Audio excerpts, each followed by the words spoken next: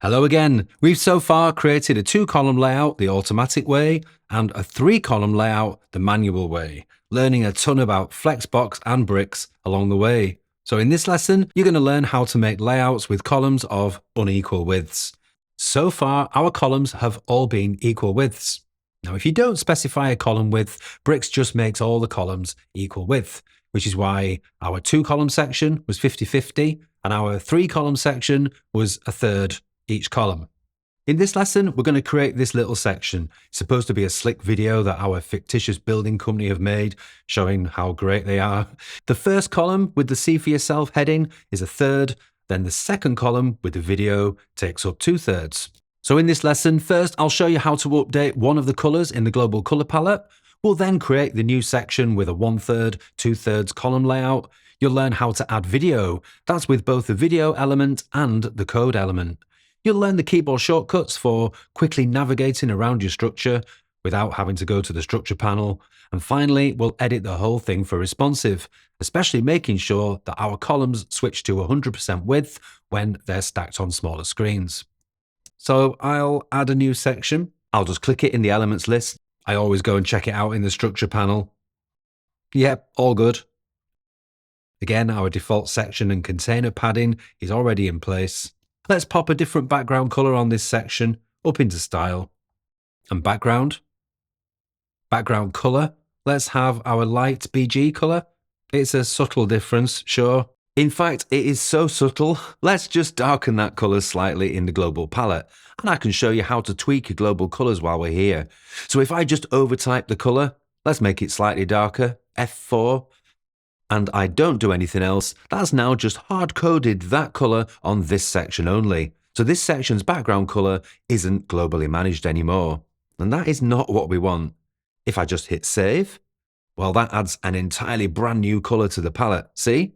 And that's also not what we want. The solution is to edit the existing color swatch.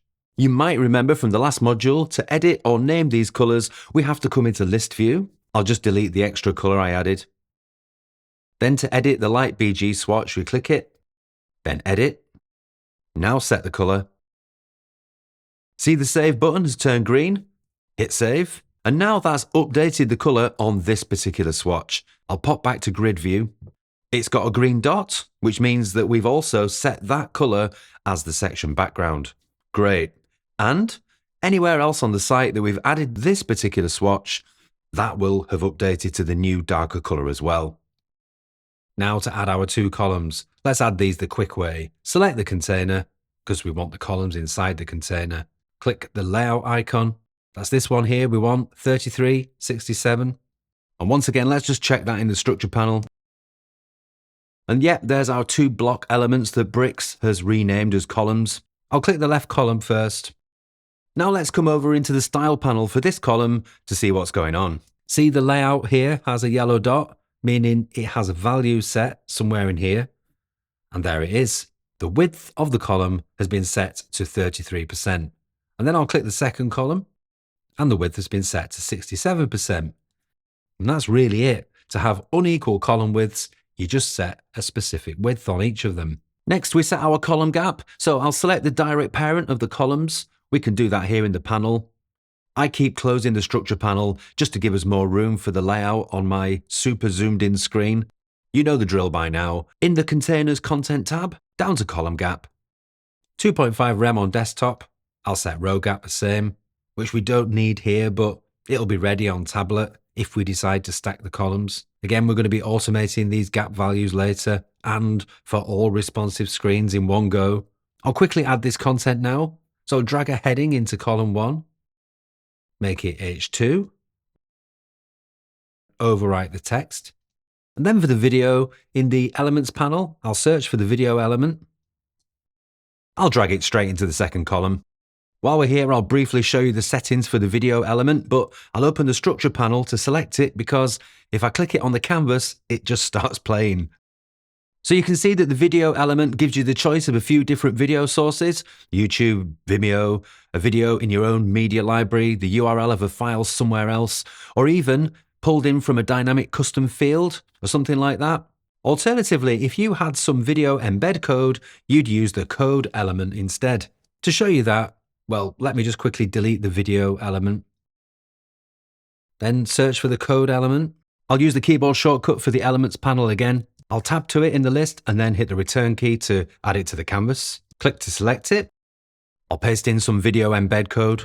I'll pop this code below the video if you want to play along. So far, this is just displaying the raw code on the page. We actually want to run this embed code, and that's down here. Select Execute Code. Remember, we enabled this option in Bricks settings at the start of the course. Okay, into tablet, I'll hit Control or Command B on my keyboard. That's great. I'll also check this out at 800 wide because my screen is zoomed in a lot for making this video. Yeah, that's okay on tablet. Mobile landscape.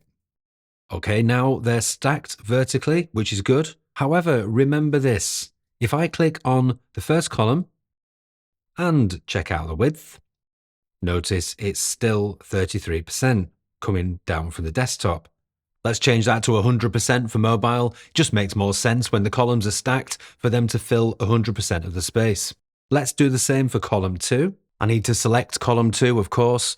Here's a trick. There's a keyboard shortcut to navigate around your structure really quickly. Hold down Shift and then Control or Command, and then use your up and down arrows to navigate up and down the current level. I'll open the structure panel just quickly to show you. Down arrow to the second column, up arrow to the first. And then with the left and right arrows, you can navigate up to the next level or down to the level below. See? It's just a really fast way of navigating around your structure. Those shortcuts are in the Bricks keyboard shortcut reference. I'll link to it again below. Anyway, where was I? Oh yes, select the second column. Set that to 100% width as well. One more thing, I'm not keen on this gap between the first column and the second column. It's a bit too big. Now remember, on desktop, we set a row gap of 2.5 rem. Well, that is trickling down to tablet and mobile as well, as you know. To check, I'll click the parent of the columns here on the canvas this time. That's the container, remember. Then let's come and look at the row gap that's set on it. Yeah, see? A row gap of 2.5 rem is grayed out. Now we did earlier say that we'd drop that to 2 rem on mobile screens. Let's try that. Now I think in this case, that is still too much. How about we just set this to 0 gap on mobile instead? And yeah, that's better. So sometimes a row gap will look nice, sometimes it won't. It just depends on your design. And finally, portrait. There we go. That looks great to me. And back to desktop. I'll save our work once more. And that's it. That is how to create layouts of varying column widths. You just set a specific percentage width on the columns. Your turn now. Create a 1/3, 2/3 column layout. Add in the content like I did, and then make the appropriate mobile adjustments. Particularly, make sure that you change the column widths to 100% when they stack on mobile. And next, we'll move on to creating a simple website header with a logo and nav menu. Sure, we're not at the dynamic templates part of the course yet, but creating a basic header like this is going to give me the perfect chance to show you a few more tricks for aligning content with Flex. I'll see you there.